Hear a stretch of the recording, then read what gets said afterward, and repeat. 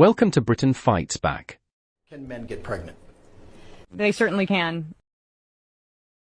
How exactly does a man get pregnant? Called rectal births or butt babies. In some places it's called rearing a child. With all due respect, sir, I'm the expert here. Impossible, my dear lady. That's absurd. Unthinkable. Why? Because that pipe doesn't go to the marshmallow room, it goes to the fudge room. When you're told that what your eyes can see, and your reasonable conclusion is wrong, it's called gaslighting.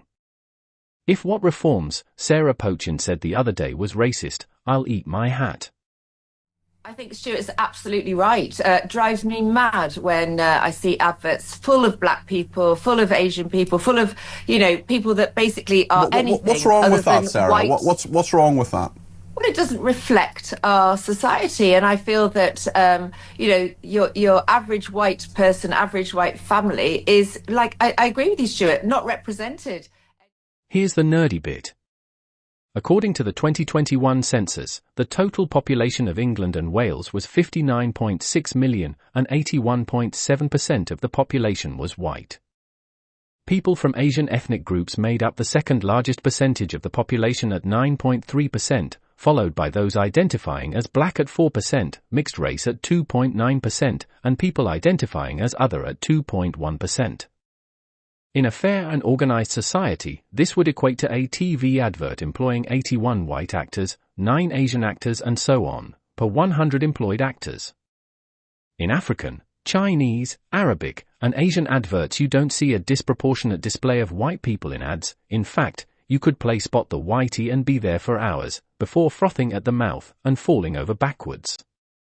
With a brave young victim of Pakistani grooming gangs on stage, making a stand against her abusers, and the subsequent Labour grooming gang inquiry, finished before it even began, journalist Ben Clapworthy from The Times, a once proud and serious newspaper, had a chance to ask her how her life had been affected, but instead asked, on the comments that Sarah Pochin made, you say they were ugly and were very unpleasant indeed.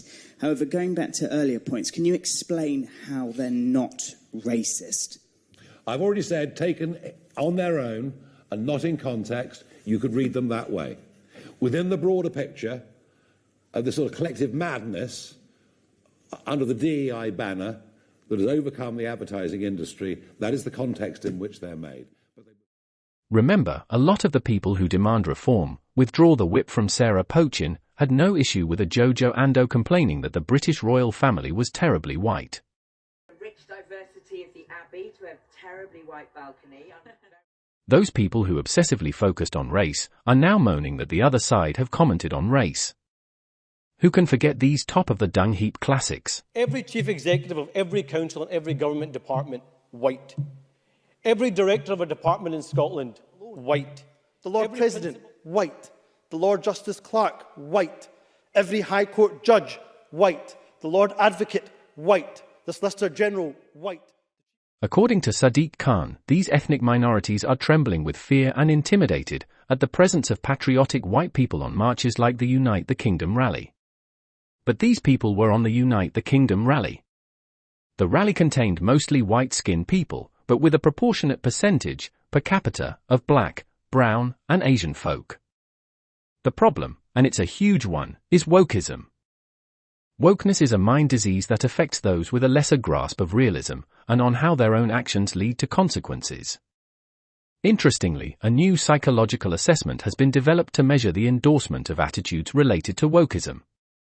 Findings from its application in a Finnish study reveal that stronger alignment with these so-called woke beliefs correlates with heightened instances of anxiety and depression, as detailed in a publication in the Scandinavian Journal of Psychology. An intriguing aspect of the study was its exploration of the relationship between woke, also known as critical social justice, and mental well-being.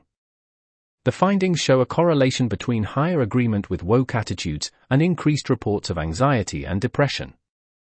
People who agreed with the statement of, if white people have on average a higher income than black people, is because of racism, exhibited the largest positive correlation with anxiety and depression.